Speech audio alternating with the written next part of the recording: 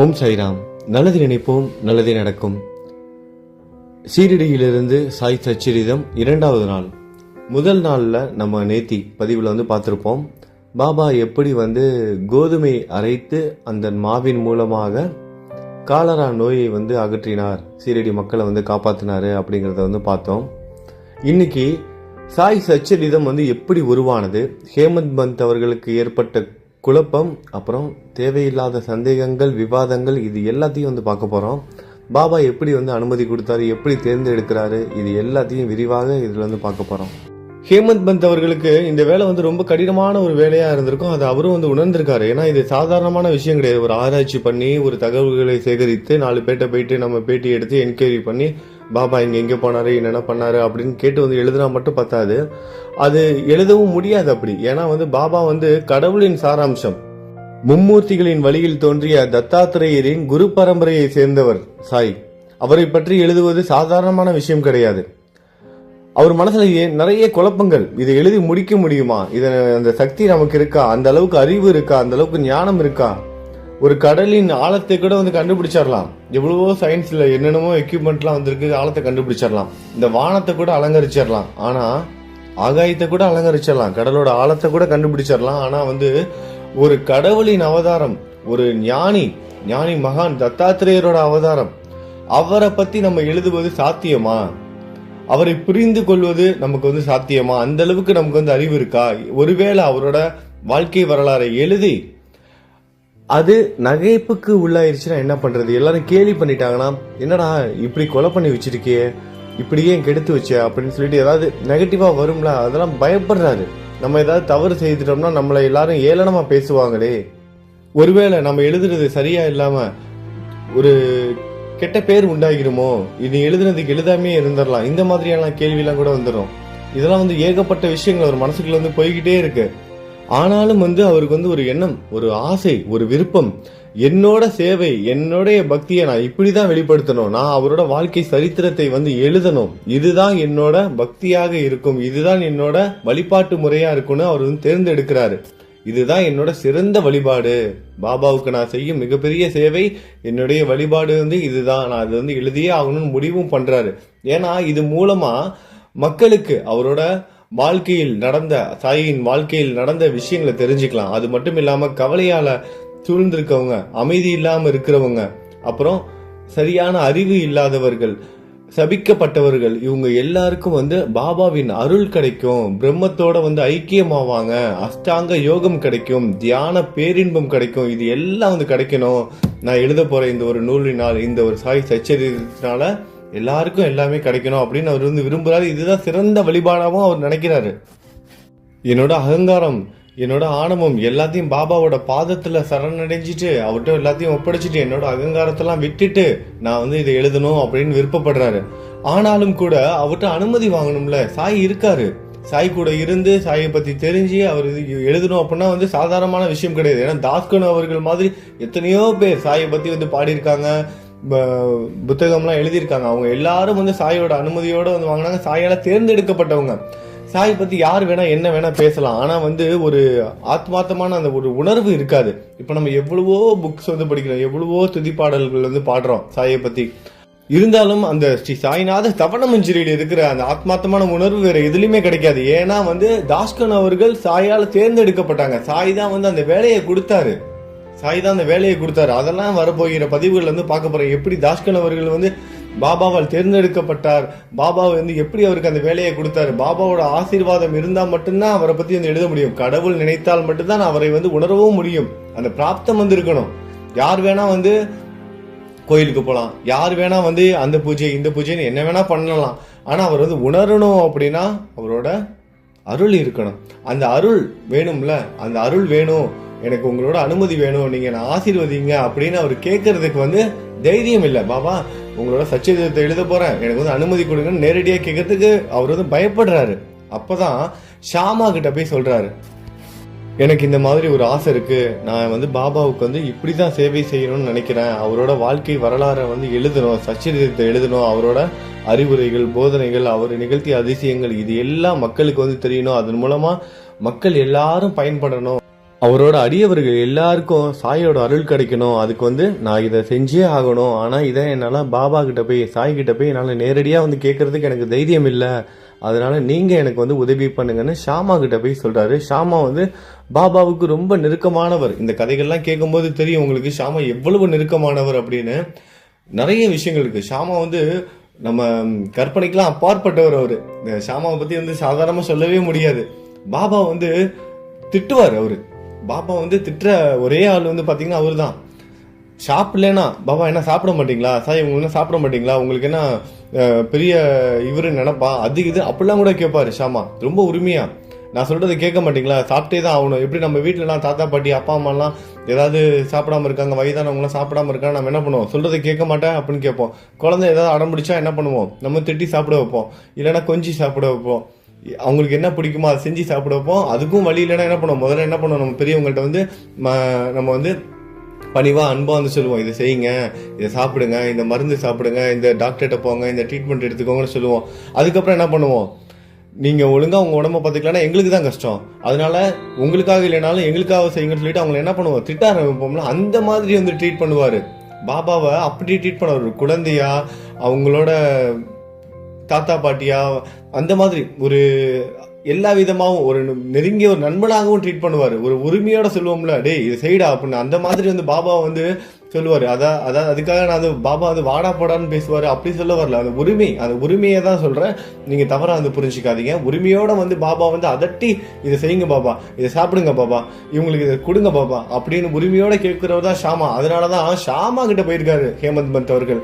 நீங்க தான் அனுமதி வாங்கி கொடுக்கணும்னு சரியான நபரை தேர்ந்தெடுத்திருக்கிறார்ல ஹேமந்த் பந்த் அவர்கள். தூது விடுறாரு பாபா கிட்ட, இவரும் கூடவே இருக்காரு. ஹேமந்த் பந்த் அவர்கள் ஷாமா கிட்ட சொல்லிட்டாரு. ஆனா ஷாமா வந்து ரொம்ப நெருக்கமானவர் தான். அதுக்காக ஷாமா என்ன சொன்னாலும் பாபா உடனே கேட்ட மாட்டாரு, உடனே எல்லாம் கேட்க மாட்டாரு. ஷாமா சொன்னா உடனே சரிப்பா செஞ்சிடப்பா அப்படிலாம் சொல்ல மாட்டாரு, வாதாடுவாரு. பாபா வந்து பாபா கிட்ட வந்து வாதாடுறாரு. யாரு, ஷாமா வந்து வாதாடுறாரு. இந்த அண்ணா சாஹிப், அதாவது ஹேமந்த் பந்த் அவர்கள் வந்து பாபாவை சந்திப்பதற்கு முன்னால் அவரோட பெயர் வந்து பாத்தீங்கன்னா அண்ணா சாஹிப். இந்த அண்ணா சாஹிப், அதாவது இந்த ஹேமந்த் பந்த் வந்து உங்களோட வாழ்க்கை வரலாற்றை வந்து எழுதணும்னு விரும்புறாரு. நீங்க வந்து அதுக்கு வந்து உதவி பண்ணுங்க சாயி அப்படின்னு வந்து சொல்றாரு. நீங்க வந்து உதவி பண்ணுங்க, ஆசீர்வாதம் செய்து அவருக்கு வந்து இந்த உதவி எல்லாம் செய்யுங்க நீங்க அப்படின்னு சொல்றாரு.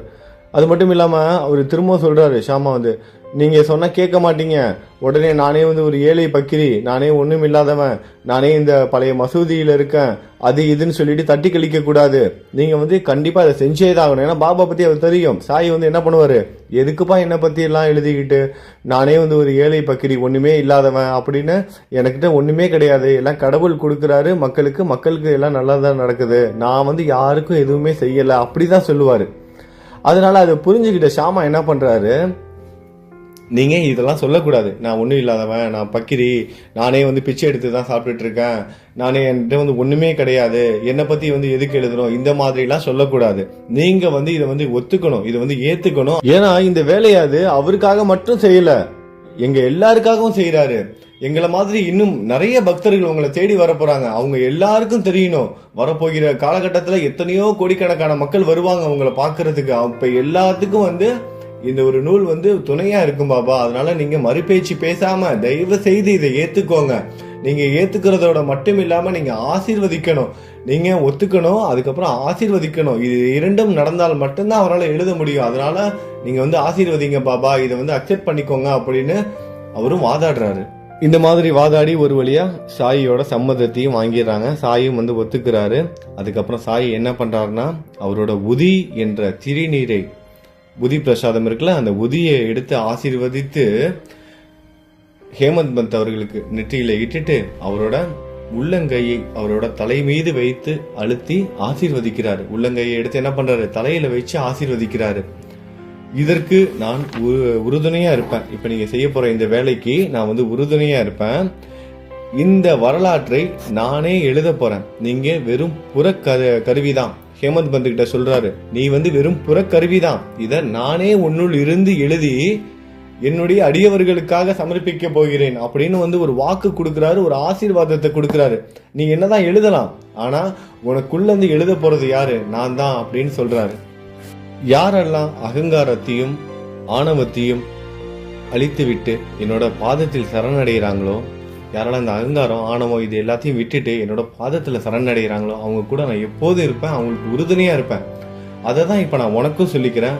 இந்த அகங்காரம் ஆணவம் இது எல்லாத்தையும் விட்டுட்டு இரு, நான் உன் கூட இருப்பேன், இதை எழுதுவதற்கு முழு உதவியும் செய்வேன் அப்படின்னு சொல்றாரு. இதுல இருந்து நம்ம புரிஞ்சுக்கணும், இந்த சாய் சச்சரிதத்துல எழுதுனது ஹேமந்த் பந்தா இருக்கலாம், அவர் ஒரு புறக்கருவியா இருக்கலாம், ஆனா உள்ளுக்குள் இருந்து ஒரு தூண்டுதலை கொடுத்து அதற்கு இந்த வார்த்தைகள் ஒவ்வொரு வார்த்தையும் இந்த புக்ல இருக்க ஒவ்வொரு வார்த்தையும் சாய் கூறிய ஒரு வார்த்தைகள்.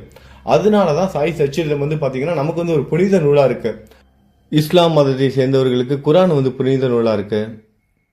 கிறிஸ்துவ மதத்தை சேர்ந்தவர்களுக்கு பைபிள் புனித நூலாக இருக்கிறது. அந்த மாதிரி தான் நமக்கு சாய் சச்சரிதம் புனித நூலா இருக்கு. அது காரணம் என்னன்னா, இதை எழுதியவர் ஹேமந்த் பந்தாக இருந்தாலும் உள்ளுக்குள் இருந்து அதை எழுதியது நம்மளோட சாய். அதனாலதான் சாய் சச்சரிதம் நம்ம எல்லாருக்கும் ரொம்ப ரொம்ப ஒரு முக்கியமான ஒரு நூல். சரி வாங்க இப்ப நம்ம தொடர்ந்து பார்க்கலாம். இந்த மாதிரிலாம் பாபா சொல்றாரு, யாரெல்லாம் ஆணவத்தையும் அகங்காரத்தையும் விட்டுட்டு அவங்க என்கிட்ட சரணடைகிறாங்களோ அவங்களுக்கு நான் உறுதுணையா இருப்பேன். அதே மாதிரி உன் கூட இருந்து என்னதான் நீ எழுதினாலும் புறக்கருவியாக மட்டும்தான் நீ செயல்படுவ, ஆனா உன் உள்ளுக்குள் இருந்து என்னோட வரலாற்றை நானே எழுத போறேன்னு சொல்லிட்டு சொல்றாரு. ஆசீர்வாதத்தையும் கொடுக்கிறாரு. அதுக்கப்புறம் ஹேமந்த் பந்த் அவர்கள் இந்த 2வது அத்தியாயத்துல சொல்லியிருக்காரு, அதாவது இப்ப ஆசீர்வாதம் கொடுத்துட்டாரு பாபா, எழுத ஆசீர்வாதம் கொடுத்துட்டாரு, இவரும் எழுதுறாரு. இப்ப இந்த எழுதுறதுல அவர் ஒரு விஷயத்த குறிப்பிட்டிருக்காரு. அவரு நேரடியா உடனே பாபான்னு கேள்விப்பட்ட உடனே சாய் மேல அவருக்கு நம்பிக்கை வரல. அவர் இந்த விவாதங்கள், அவருக்குள்ள தேவையில்லாத மனக்குழப்பங்கள்லாம் இருக்கு. சீரடிக்கு வரத்துக்கு முன்னாடி என்னென்ன நடந்தது, அவருக்கு பாபா பத்தி என்ன நினைவுகள் இருந்தது, அதுக்கப்புறம் அது எல்லாம் எப்படி தீர்வு கிடைச்சது, பாபா எப்படி சரணடைஞ்சாரு, இது பத்தி எல்லாம் சொல்றாரு. வாங்க அதெல்லாம் பார்க்கலாம். அது மட்டும் இல்லாம இவரோட பேர் பாத்தீங்கன்னா அண்ணா சாஹிப். ஹேமந்த் பந்தோட உண்மையான பேர் அண்ணா சாஹிப். இந்த அண்ணா சாஹிப்ங்கிறவருக்கு தான் பாபா என்ன பண்றாரு, ஹேமந்த் பந்த்னு ஒரு பேர் கொடுக்குறாரு. இதுல சாய் சச்சரிதத்துல எல்லாருக்கும் 2 பேர்கள் இருக்கும். அதனாலேயே பாத்தீங்கன்னா அந்த முதல் முறை படிக்கும்போது நிறைய பேருக்கு கன்ஃபியூஷன் இருக்கும். இப்ப ஷாமாவோட ஒரிஜினல் பேர் பாத்தீங்கன்னா மாதவ்ராவ் தேஷ் பாண்டே. மாதவ்ராவ் தேஷ் பாண்டே இதுதான் ஷாமாவோட பேரு. பாபா என்ன பண்ணுவாரு, புது பேர் கொடுத்துருவாரு ஒவ்வொருத்தருக்கும். இது கூட நம்ம புரிஞ்சுக்கணும். அதாவது எல்லாருக்கும் என்ன பண்றாரு, புது வாழ்க்கையை கொடுக்குறாரு. உன்னோட பழைய அடையாளங்கள் எல்லாத்தையும் விட்டுரு. அதாவது இதுக்கு முன்னாடி நீ கஷ்டப்பட்டிருப்ப, நிறைய விஷயம் நீ ஆணவத்தோட இருந்திருப்பா, தலைக்கணத்தோட இருந்திருப்பா, ஒரு சில தேவையில்லாத பிரச்சனைகளை சந்திச்சிருப்பா, அது எல்லாத்தையும் விட்டுரு. உனக்கு இது புது மனிதனா பிறக்கிற. சாயை சரணடைந்தவர்கள் இதை புரிஞ்சுக்கணும். பாபா என்ன பண்றாரு, அவங்க கூட இருந்தவங்க எல்லாருக்கும் புது பேரை கொடுக்குறாரு. அதுக்கு என்ன அர்த்தம்னா அவங்களுக்கு புது வாழ்க்கையை கொடுக்குறாரு. அதுதான் உங்களுக்கு எனக்கு நம்ம எல்லாருக்குமே. பாபாவை சரணடைச்சிட்டோம்னா நம்ம புது மனுஷனா இருக்கணும். நம்மளோட கோபம், தேவையில்லாத எண்ணங்கள், எதிர்மறையான சிந்தனைகள் இது எல்லாத்தையும் விட்டுறணும். ஆணவம் அகங்காரம் இது எல்லாத்தையும் விட்டுறணும். நான் அப்படிங்கிற அந்த ஒரு தலைக்கணம் இருக்கக்கூடாது. இது மட்டும் இல்லாம கடந்த காலத்தில் நடந்த கசப்பான சம்பவங்களையும் மறந்துடும். ஏன்னா இனிமேட்டு நம்ம வாழ்க்கையில எல்லாமே நல்லா தான் நடக்க போகுது. பாபா நமக்கு புதிய அடையாளத்தை கொடுத்துட்டாரு அப்படிங்கிறத நம்பணும். இவங்களுக்கும் அதே தான் நடந்திருக்கு. அதை பத்தியும் ஹேமந்த் பந்த் அவர்கள் சொல்ல போனாரு. அண்ணா சாஹிப் இருந்த ஹேமந்த் பந்த் அவர் எப்படி ஹேமந்த் பந்தா மாறினாரு, எப்படி ஹேமந்த் பந்த் அப்படிங்கிற பேர் கிடைச்சது, பாபா எப்படி கொடுத்தாரு, இது எல்லாத்தையும் பார்க்க போறோம். இப்ப முதல்ல இவர் ஷீரடிக்கு வரதுக்கு முன்னாடி என்ன நடந்துச்சு, ஹேமந்த் பந்த் ஷீரடிக்கு வரதுக்கு முன்னாடி பாபாவை சந்திப்பதற்கு முன்னாடி எப்படி என்ன நடந்துச்சுங்கிறத பார்க்கலாம். அண்ணா சாஹிப் என்ற ஹேமந்த் பந்த் காகா சாஹிப் தீக்ஷித் அப்புறம் நானா சாஹிப் சாந்தோர்கர் ஆகியோர் ரொம்ப நட்பா வந்திருக்காரு. அவங்களாம் ஃப்ரெண்ட்ஸ். காகா சாஹிப் தீக்ஷித்தும் நானா சாஹிப் சாந்தோர்கரும் அண்ணா சாஹிப்க்கு நண்பர்கள். இவங்கெல்லாம் என்ன பண்றாங்க, அவங்களோட நண்பர்கள் ஷீரடிக்கு நீங்க போய் பாபாவை போய் பாருங்க அப்படின்னு அண்ணா சாஹிப் அதாவது ஹேமந்த் பந்த் கிட்ட சொல்றாங்க, வலியுறுத்துறாங்க. நீ கண்டிப்பா போகணும், பாபாவை நீ போய் தரிசிக்கணும், சாயை ஒரு முறையாவது பாரு, நீ ஷீரடிக்கு போகணும்னு சொல்லிட்டு வற்புறுத்துறாங்க. சரி இந்த ஹேமந்த் பந்த் அண்ணா சாஹிப் என்ன பண்றாரு, சரி நம்ம ஷீரடிக்கு போலான்னு முடிவு எடுக்கிறாரு. நான் போறேன்பா அப்படின்னு அவரோட நண்பர்கிட்டையும் சொல்றாங்க. ஆனாலும் அவரால் போக முடியல. போறங்கிற எண்ணம் இருக்கு, கிளம்புறாரு. ஆனா ஏதோ ஒரு தடங்கள் ஒவ்வொரு வாட்டியும் போக விடாமே பண்ணுது. இவருக்கும் என்ன காரணம்னு தெரியல. ஒவ்வொரு வாட்டியும் கிளம்புறாரு, கிளம்ப முடியல. அவங்க நண்பர்களா சொல்லிட்டாங்க, சாய் மிகப்பெரிய குருப்பா, நீ அவர் ஒரு வாட்டியே போய் சந்திப்பா அப்படிங்கிறாங்க. சரி இவரு பெரிய குருவா இருக்காரு, அவரை போய் சந்திக்கலான்னு இவருக்கும் விருப்பம் இருக்கு, ஆனா போக முடியல. இந்த மாதிரி நேரத்துலதான் லோனாவாலா அப்படிங்கிற ஒரு ஊர்ல ஒரு நண்பன் ஒருத்தர் இருக்காரு அண்ணா சாஹிப்க்கு. அந்த அண்ணா சாஹிப்போட நண்பன் அவரோட பையனுக்கு பாத்தீங்கன்னா காய்ச்சல் அடிக்குது, ஃபீவர். ரொம்ப கடுமையா இருக்கு. அவங்க எத்தனையோ வைத்தியர்கிட்டலாம் போயிட்டாங்க, ட்ரீட்மெண்ட்லாம் எடுக்கிறாங்க. அப்படி எடுத்தும் வந்து எந்த ட்ரீட்மெண்ட்டும் வந்து பலன் கொடுக்கல, காய்ச்சல் குறையவே இல்லை. இவரோட நண்பர் அண்ணா சாஹிப்போட நண்பருக்கு என்ன பண்றதுன்னு தெரியாம தன்னோட மகனை வந்து என்ன பண்றாரு, அவரோட குரு இருப்பாங்கல்ல, குருவோட படம் வந்து வைத்திருக்காங்க, அந்த குரு பக்கத்துல வந்து உட்கார வைக்கிறாங்க.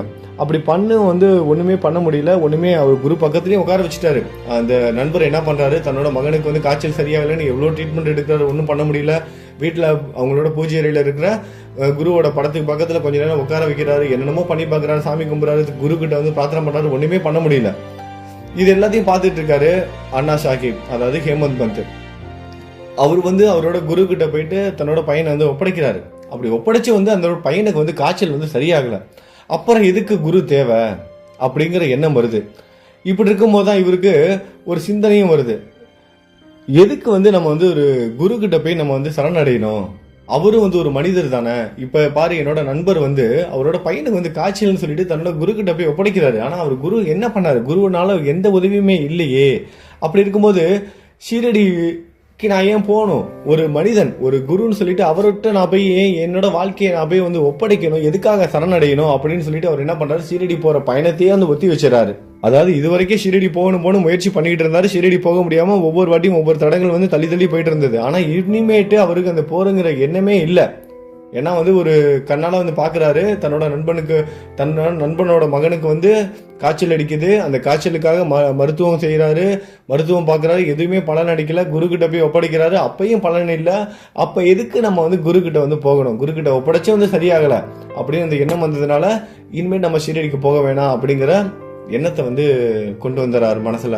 ஆனா அவர் என்னதான் நினைச்சாலும் விதி விடுமா, இவர் வாழ்க்கையில இது நடக்கணுங்கிறது தீர்மானிக்கப்பட்டது. சரி வாங்க, அதுக்கப்புறம் என்ன நடந்துச்சு, எப்படி ஷீரடிக்கு போனாருங்கிறத வந்து நம்ம தொடர்ந்து பார்க்கலாம். இப்ப இவர் மனசுல ஷீரடிக்கு போகணுங்கிற எண்ணமே இல்லை. இந்த மாதிரி டைம்ல திரும்பவும் தன்னோட நண்பரான நானா சாஹிப்பை வந்து சந்திக்கிறாரு. அண்ணா சாஹிப் என்ற ஹேமந்த் பந்த் அவர்கள் நானா சாஹிப் தன்னோட நண்பர் வந்து சந்திக்கிறாரு.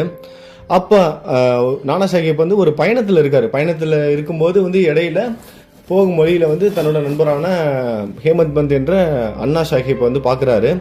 அண்ணா சாஹிப் வந்து சொல்றாரு, நான் ஷீரடிக்கு போற பயணத்தை வந்து கைவிட்டுட்டேன், எனக்கு போற மாதிரி எண்ணம் கிடையாது அப்படின்னு அந்த நடந்த சம்பவங்கள் எல்லாத்தையும் சொல்றாரு. இந்த மாதிரி என்னோட நண்பர் கூட லோனாவாலாவில் வந்து இருக்காரு, அவரோட மகனுக்கு வந்து ஃபீவர்லாம் வந்தது, அவரோட குரு கிட்ட போயிட்டு என்னென்னமோ பிரார்த்தனை எல்லாம் பண்ணாரு, எவ்வளோ ட்ரீட்மெண்ட்லாம் எடுத்து காய்ச்சல் சரியா எவ்வளோ உடம்பே சரியாக மாட்டேங்குது. அப்படி இருக்கும்போது எதுக்கு நம்ம வந்து குரு கிட்ட எல்லாம் போனோம், அவரும் ஒரு மனிதர் தானே, அவர்கிட்ட நம்ம எதுக்கு போய் சரணடைச்சு நம்மளோட வாழ்க்கையை அடமானம் வைக்கணும், இந்த மாதிரிலாம் வந்து சொல்றாரு.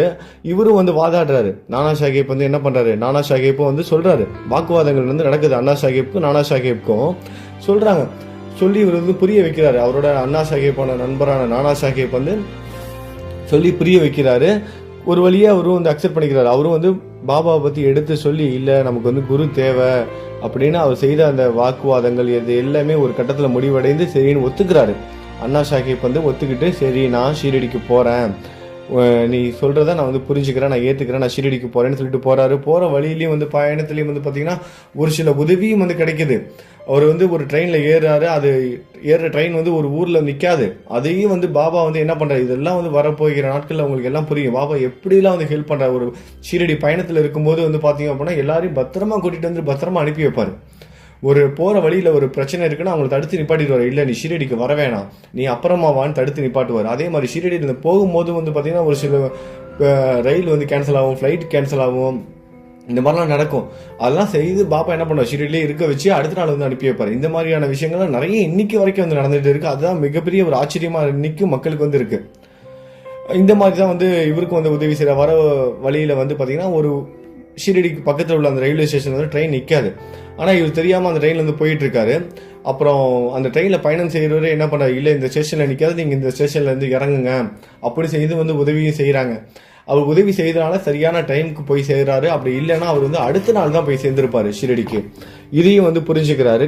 கரெக்டாக காலையில் ஒரு 9:00 to 10 மணிக்குள்ள வந்து ஷீரடிக்கு வந்து போயிடறாரு.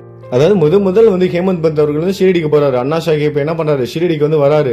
எந்த வருடம்னா 1910 வருடம் வந்து வராரு.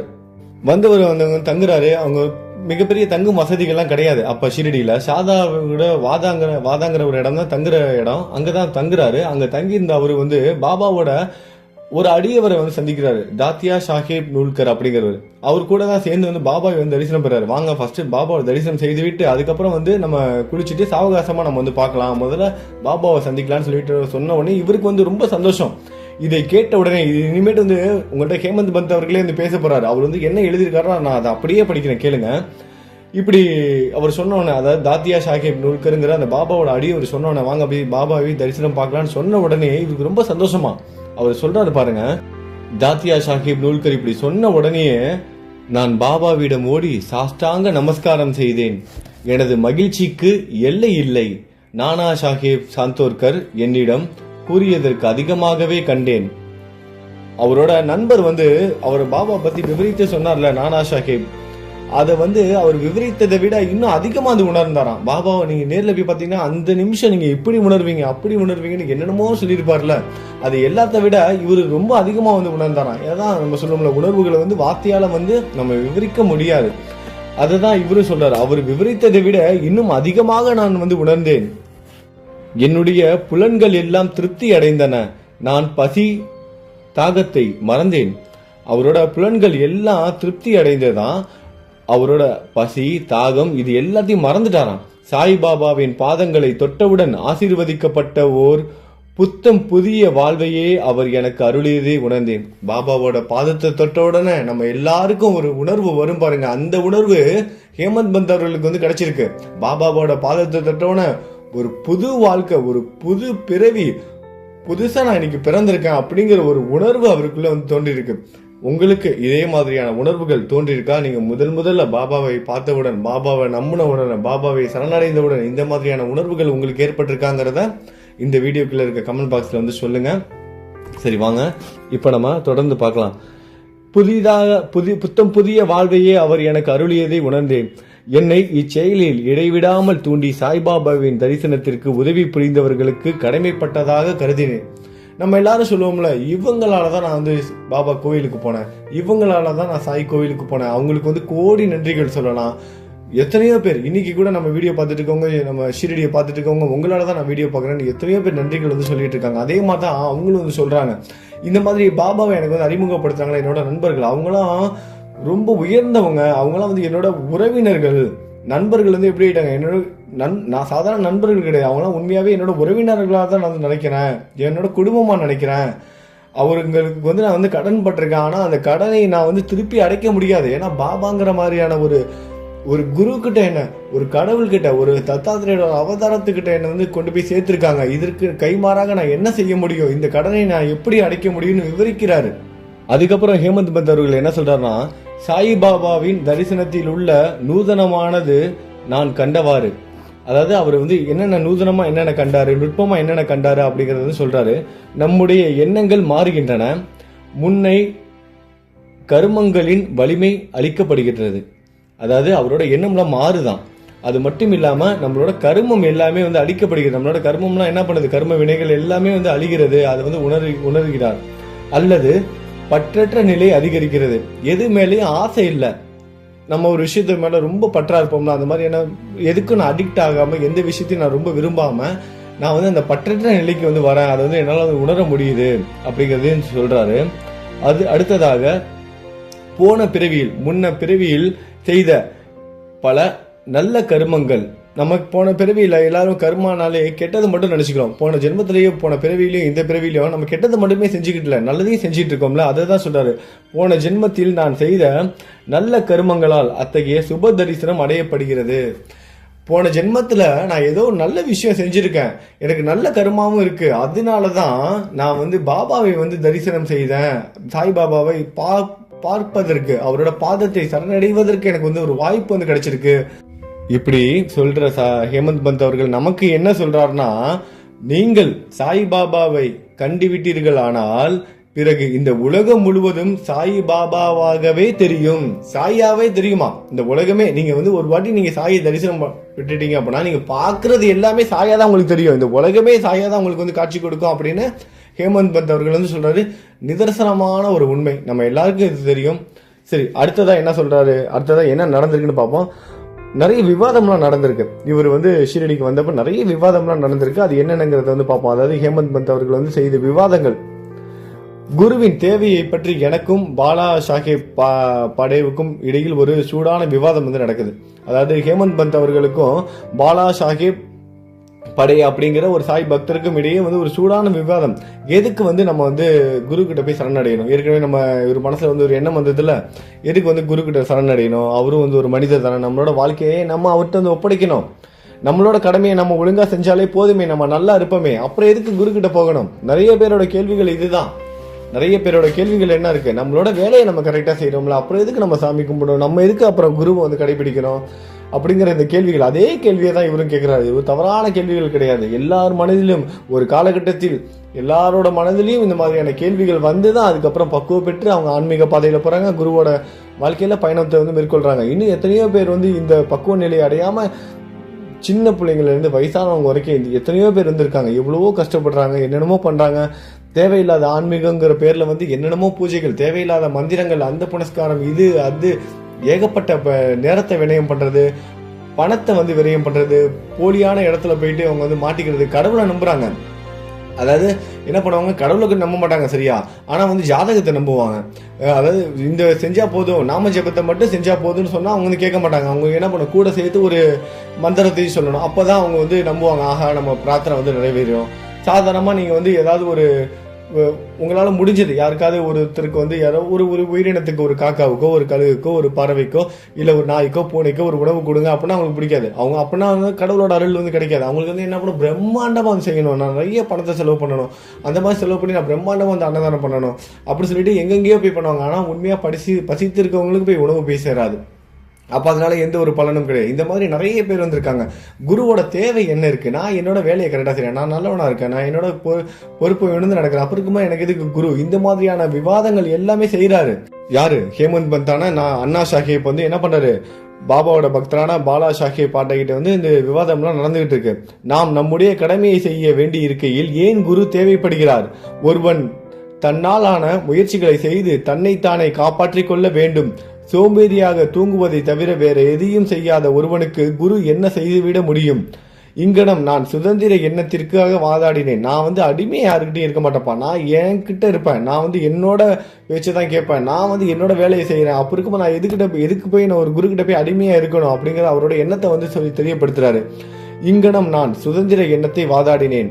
இந்த மாதிரி அண்ணா சாஹிப் என்ன பண்றாரு, வாதாடுறாரு. ஹேமந்த் பந்த் அவர்களும் வாதாடுறாரு. அதுக்கு வந்து பாபாவோட பக்தரான அந்த பாடேங்கிறவர், பாலா சாஹேப் பாடேங்கிறவர் வந்து சொல்றாரு. என்ன சொல்றாருன்னா, அதாவது அவரோட எதிர்த்தரப்பு வாதத்தை வந்து எடுத்து வைக்கிறாரு. நடப்பது நடந்தே தீரும். பெரியோர்கள் எல்லாம் தோல்வியுற்று இருக்கிறார்கள். மனிதன் ஒரு வழியில் நினைக்க தெய்வம் வேறு வழியில் செயல்படுகிறது. உம்முடைய புத்தி சாதுரியத்தை தள்ளி வச்சிரு. நீ ஒன்னு நினைச்சேன்னா தெய்வம் ஒன்னு நினைக்கும். உன்னோட புத்தி சாதுரியத்தெல்லாம் தள்ளி வச்சிரு. பெருமையும் அகங்காரமும் உமக்கு வந்து உதவாது. நீ வந்து சொல்ற இல்ல, என்னால எல்லாம் முடியும், நானே செஞ்சுக்குவேன் அப்படின்னு சொல்ற இந்த மாதிரியான அகங்காரம் இதெல்லாம் உனக்கு வந்து உதவாது. உன்னோட தற்பெருமை, அகங்காரம் இதெல்லாம் தள்ளி வச்சிரு. இதெல்லாம் உனக்கு வந்து உதவாது எந்த வகையிலையும். கொள்கைகள், மாறுபாடுகள் இவற்றுடன் விவாதம் 2 மணி நேரத்திற்கு மேலாக நடைபெற்றும் வழக்கம் போல் ஒரு முடிவும் காணப்படாது. இந்த மாதிரியான விவாதங்கள்லாம் எவ்வளவு நேரம் நடந்தாலும் என்ன பண்ணாது, ஒரு முடிவுக்கே வராது. இதே தான் நடந்திருக்கு. இவங்க மாறி இப்ப இவரு ஒண்ணு சொல்ற, நீ அகங்காரமா பேசுற, நீ வந்து திமிரா பேசுற, கர்வம் இருக்கு உனக்கு, இது எல்லாத்தையும் வந்து விட்டுரு, நீ ரொம்ப படிச்சிருக்க, அது இதுன்னு சொல்லிட்டு உனக்கு ஏகப்பட்ட கர்வம் இருக்கு, அது எல்லாத்தையும் விட்டுருப்பா, இதெல்லாம் உனக்கு எந்த வகையிலும் உதவாது. நீ ஒண்ணு நினைச்சா தெய்வம் ஒண்ணு நடக்கும். உன்னோட வாழ்க்கையில அடுத்து என்ன நடக்க போகுதுன்னு உனக்கு தெரியாது, நீ தீர்மானிக்க முடியாது. குருவோட அருள் இருந்தா மட்டும்தான் உன்னோட வாழ்க்கையில் நிம்மதியா வாழ முடியும் அப்படின்னு எவ்வளவோ சொல்றாரு. ஆனா அண்ணா சாஹிப் வந்து கேட்கிற மாதிரி இல்ல. இது அப்படியே நீண்டுகிட்டே போகுது. ஒரு முடிவே அடையாம ஒரு வழியா என்ன பண்றாங்க, கழிச்சு போய் அப்பா விட்டுருப்பா அப்படின்னு சொல்லிட்டு 2 பேருமே விவாதமே வந்து ஒரு முடிவே பெறாம அப்படியே வந்து விட்டுறாங்க. இப்படி இருக்கிற சூழ்நிலையில அடுத்த நாள் வந்து இவங்க வந்து மசூதிக்கு வந்து போறாங்க.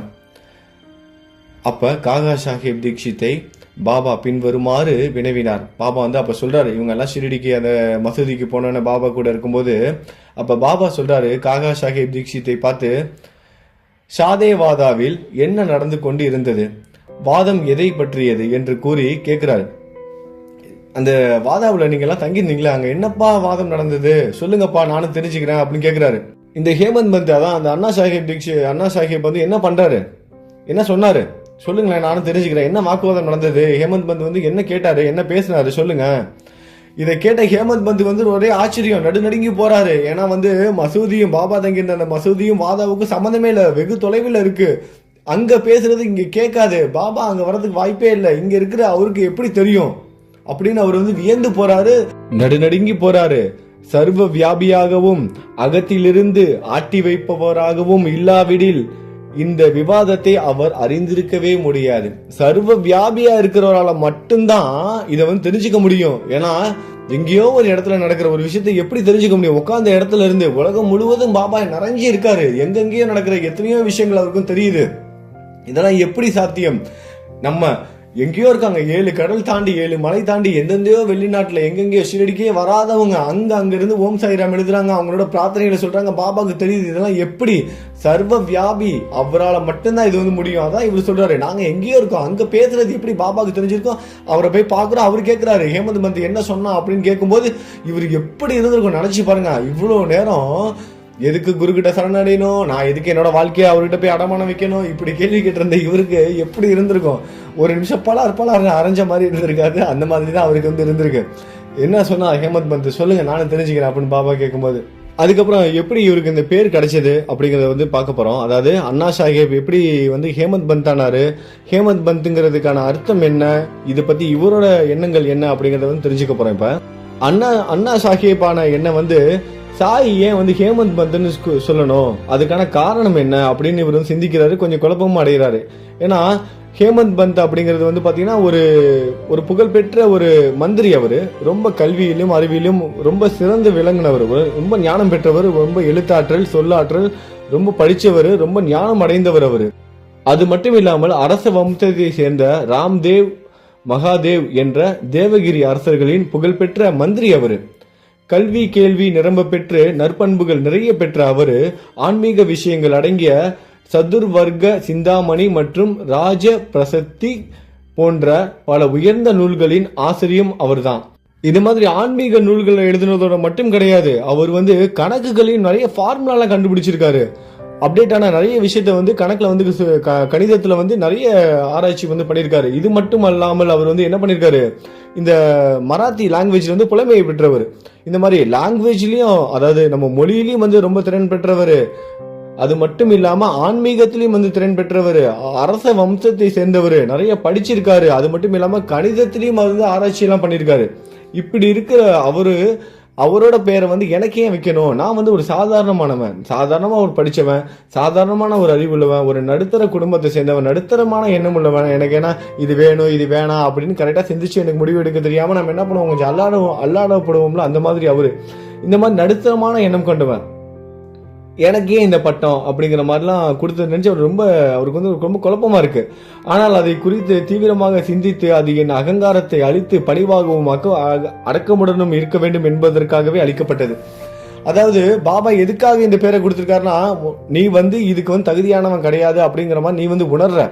அப்படி இருக்கும்போது உனக்கு இந்த பட்டத்தை கொடுத்தா நீ வந்து ஒருத்தன் தகுதியானவன் அப்படின்னு தெரிஞ்சு எனக்கு இந்த பட்டம் வேணும்னு கேட்கும்போது அது கிடைச்சிச்சுன்னா அவன் என்ன பண்ணுவான், அதை வந்து ஒரு பெரிய கிரீடமா நினைச்சுக்குவான், அது வந்து தலைகணமா அவனுக்கு வந்து போயிடும். ஆனா ஒருத்தன் நான் இதுக்கும் தகுதியே இல்லைன்னு நினைக்கிற ஒருத்தனுக்கு அந்த பட்டம் போனிச்சுன்னா என்ன ஆகும், அப்ப அவனோட கர்வம் இன்னும் வந்து கம்மியாகும்ல. நம்ம கேட்காமையே நமக்கு இந்த பட்டம் கிடைச்சிருக்கு, அப்பனா நம்ம வந்து இன்னும் வந்து நம்ம இதா இருந்திருக்கணும். அப்ப என்ன பண்ணுவாங்க, அந்த பட்டத்தை வந்து நம்ம வந்து காப்பாத்திக்கணும், அதுக்கு நம்ம வந்து தலை சிறந்தவங்களா இருக்கணும், கர்வம் இல்லாம இருக்கணும், நம்மளோட அறிவை வளர்த்து கொள்ளணும், அகங்காரத்தை விட்டர்னு சொல்லிட்டு அந்த கிரீடத்தை வைத்து, அதாவது ஹேமந்த் பந்த் அப்படிங்கிற அந்த கிரீடத்தை, அந்த பெயரை சூட்டி அவருக்குள்ள இருக்கிற அந்த கொஞ்ச நஞ்ச அகங்காரத்தையும் என்ன பண்றாரு, பாபா வந்து சமாதி கட்டிடுறாரு. பணிவுடனும் அடக்கமுடனும் இருக்க வேண்டும் என்பதற்காகவே பாபா வந்து இந்த பேரை நமக்கு வந்து வச்சிருக்காரு அப்படிங்கறத வந்து இவரும் சரியா வந்து புரிஞ்சுக்கிறாரு. அது மட்டும் இல்லாம அங்க விவாதம்லாம் நடந்தது இல்ல, சாதி வாதாவில் வந்து விவாதம் நடந்தது இல்ல, சர்வ வியாபியான சாய்க்கு வந்து தெரிஞ்சிருச்சு. அந்த விவாதத்துல வந்து இவர் வந்து நல்லா வந்து விவாதமும் வந்து பண்ணியிருக்காரு. அதுக்காகவும் வந்து இந்த பட்டம் வந்து கொடுக்கப்பட்டதாகவும் வந்து கருதுறாரு. கிட்டத்தட்ட 2வது அத்தியாயம் வந்து முடிய போகுது. 2வது அத்தியாயம் முடிய போகிற இந்த தருணத்துல ஒரு முக்கியமான ஒரு விஷயத்தை நம்ம தெரிஞ்சுக்க போறோம், குருவின் தேவையை பற்றி. ஹேமந்த் பந்த் அவர்கள் சொல்றதை விட காகா சாஹேப் தீக்ஷித் வந்து குரு தேவையை பற்றி அவரோட குறிப்புகளை வந்து பதிவிட்டிருக்காரு. அதை தான் நம்ம வந்து படிக்க போறோம், இப்ப தெரிஞ்சுக்க போறோம் குருவோட தேவையை பற்றி. இவங்க அந்த சந்திப்பெல்லாம் நடந்தது இல்ல, ஹேமந்த் பந்த் அவர்கள் அன்னைக்கு போய் சந்திச்சது, அந்த விவாதம் நடந்ததை பத்தி பாபா கேட்டது, இதெல்லாம் முடிஞ்சதுக்கு அடுத்த நாள் காகா சாஹேப் தீக்ஷித் சென்று ஷீரடியை விட்டு நான் போகணுமா அப்படின்னு வந்து கேட்கிறாரு. அதுக்கு பாபா சொல்றாரு, ஆமா நீ வந்து போ அப்படின்னு சொல்றாரு. அந்த கூட்டத்தில் இருந்த ஒருத்தர் வந்து கேட்கிறாரு, அப்ப எங்க போகணும் அப்படின்னு வந்து ஒருத்தவங்க வந்து கேட்கிறாங்க. அதற்கு பாபா சொல்றாரு, உயர மேலே போ அப்படின்னு சொல்றாரு.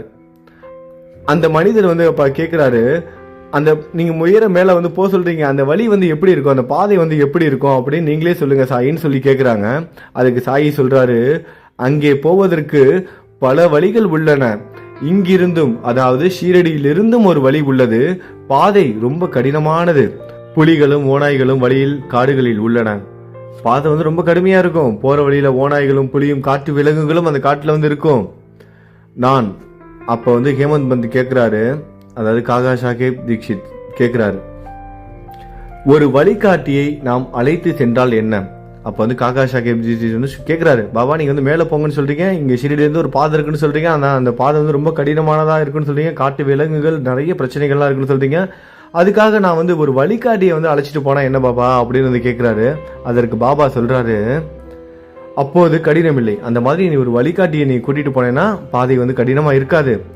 புலி ஓநாய் படுகுழிகள் முதலியவற்றிலிருந்து உன்னை விலக்கி உன் குறிக்கோளை அடைய நேரடியாக அந்த வழிகாட்டி வந்து உன்னை அழைச்சிட்டு போவாரு. ஒரு வழிகாட்டி இல்லாம இந்த கடினமான இந்த காட்டை நீ கடக்க முற்பட்டேன்னா நீ வந்து என்ன பண்ணுவ, காணாம போயிருவ அப்படின்னு ஒரு அறிவுரையை வந்து கொடுக்கிறாரு. இது வந்து குருவின் தேவையை பற்றி பாபா வந்து சொன்னதா வந்து எடுத்துக்கொள்ளப்படுகிறது. குரு வந்து எவ்வளவு முக்கியம். நம்ம போற பாதையில இந்த கலியுகத்துல அந்த காடோட வந்து ஒப்பிடுறாங்க. அந்த கலியுக வாழ்க்கை வந்து எப்படி இருக்கும், அந்த காடுல வந்து நம்ம நடந்து போற மாதிரி புதைக்குழிகள் இருக்கும், காட்டு விலங்குகள் இருக்கும், இந்த மாதிரி வந்து ஒப்பிடுறாங்க. நம்மளோட வாழ்க்கை அப்படித்தானே இருக்கு. ஒவ்வொரு நாளும் வாழ்றதே பெரிய சாதனையா இருக்குல்ல. அதுதான் குருவோட தேவை வந்து இதுதான். அப்போ சரியான வழிகாட்டி இருக்கணும். அதாவது நம்ம வாழ்க்கையில நம்ம வந்து இந்த கலியுகத்துல வாழணும் அப்படின்னா குருவோட அவசியம் என்ன அப்படிங்கறது வந்து இது மூலமா வந்து குரு எவ்வளவு முக்கியம் அப்படிங்கறத பாபா வந்து சொல்றதை கேட்டுட்டோம்.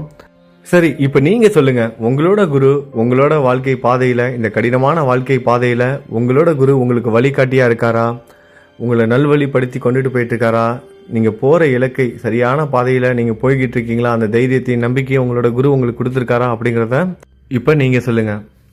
அப்புறம் இந்த ஸ்ரீ சாய் சச்சரிதம் கதைகள் படிக்கிற நிகழ்வு உங்களுக்கு பிடிச்சிருந்துச்சுன்னா குறைந்தது ஒரு 2 பேருக்காவது இந்த சாய் சச்சரிதம் இந்த வீடியோவை வந்து அனுப்பி விடுங்க. மற்றவங்களுக்கும் இது போய் சேரட்டும். நல்லது நினைப்போம், நல்லது நடக்கும். ஓம் சாய்ராம்.